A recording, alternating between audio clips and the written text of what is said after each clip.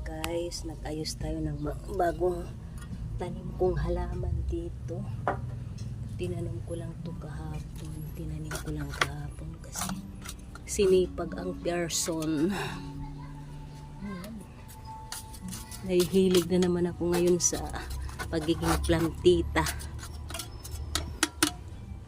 Yung mga tanim ko na halaman, dumami na naman mga maring.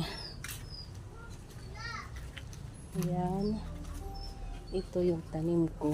Lansones to. Yan yung tanim ko siya. Yan. Ito namumulak-lak to siya. Ang dami kong mga namumulak-lak na halaman noon.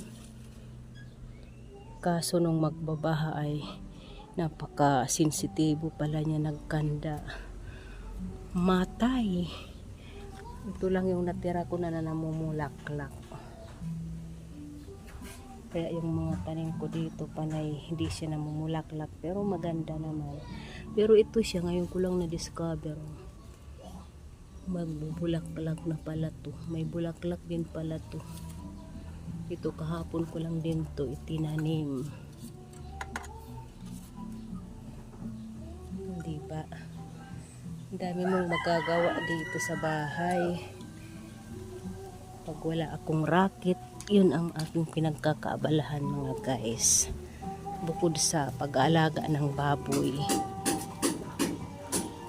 Ito yung mga alaga na pansabong ng mister ko kung hindi naman siya nagsasabong.